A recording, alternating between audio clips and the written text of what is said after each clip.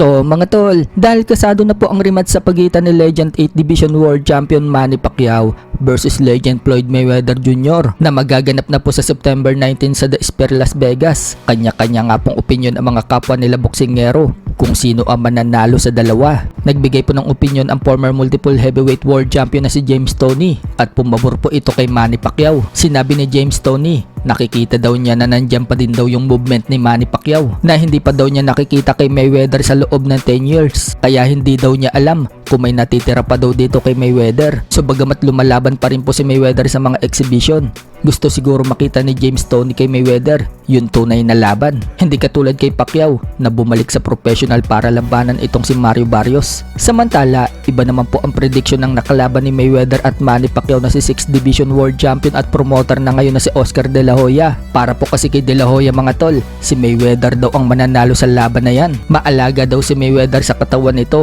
physically at mentally. Maganda pa rin daw yung shape ng katawan ni Mayweather. Maganda pa rin daw yung shape ni Mayweather at hindi nawawala sa gym at laging may ginagawa para lagi siyang fit. World class athlete daw talaga si Mayweather. Habang si Pacquiao, noong mapanood daw niya yung huling labang kay Barrios, sorry daw para kay Pacquiao. Kahit na nag-draw yung laban nila ni Barrios, mapipil mo daw na hindi na daw katulad ng dati si Manny Pacquiao kahit kailan. Talagang hindi na daw ito yung Pacquiao na dati niyang nakalaban. Samantala, wala namang pumpaki ang former heavyweight world champion na si Tyson Fury sa laban ng Manny Pacquiao versus Mayweather rematch. Ayon kay Fury, hindi daw siya interesado na panoorin ang laban na yan. Labanan daw kasi yan ng dalawang matanda na maliit na dibisyon, ang welterweight, kaya wala daw siyang paki kung sino daw ang manalo o matalo. Hindi naman daw siya magkakapera sa laban na yan.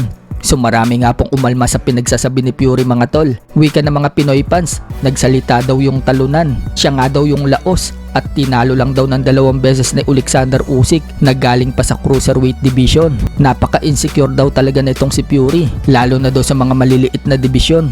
Sa ibang banda naman mga tol, nagbigay din po ng prediction si Conor McGregor sa rematch ni Manny Pacquiao at Mayweather. Para kay Conor McGregor, tatalunin lang daw ni Mayweather ng easy si Manny Pacquiao at gusto ni Conor McGregor pagkatapos sila naman daw ulit ang maglaban ni Mayweather. Sa iba pang balita mga tol, matatandaan na nagkahamunan po si Ryan Garcia at Shakur Stevenson matapos manalo ni Ryan Garcia kay Mario Barrios noong nakaraang linggo at maging isang ganap na WBC welterweight world champion. Gusto nga po ni Shakur Stevenson na sa catchweight sila maglaban ni Ryan Garcia sa gitna ng dibisyon nila. Sa 140 pounds kasi lumalaban si Shakur, habang sa 147 pounds naman lumalaban si Ryan. So ibig sabihin, sa 144 pounds sila magtatagpo. Ayaw po kasi na Shakur Stevenson na akyatin ang dibisyon ni Ryan.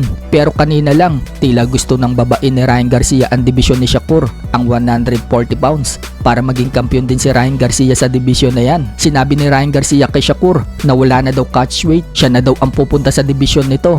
Siyempre, agad pumayag itong si Shakur Stevenson dahil pabor sa kanya. Tuwang-tuwa nga po itong si Shakur Stevenson at sinabing 140, let's do it champ. So marami nga po ang nag-aalala kay Ryan Garcia. Bakit siya pa daw ang bababa ng dibisyon? Nasa 147 pounds na siya. Pero sinabi ni Ryan, wag daw mag-alala ang lahat dahil plano daw talaga niya maging kampiyon sa 140 pounds as long as na wala daw rehydration clause. Hindi daw siya takot sumubok sa lahat ng bagay. Tungkol naman sa sinasabi ni Shakur na gumagamit siya ng steroid, paninirang puri daw yan. Kaya tigilan na daw yan ni Shakur. Alam daw niya natatakot lang itong si Shakur at dapat lang daw siyang matakot dahil papunta na daw siya.